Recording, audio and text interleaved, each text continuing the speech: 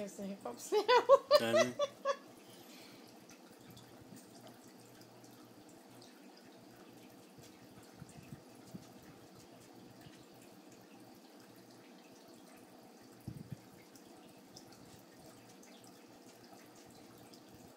His face must be facing this way.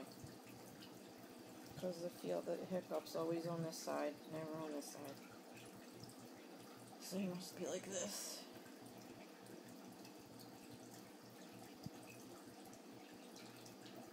Can you see it? You think?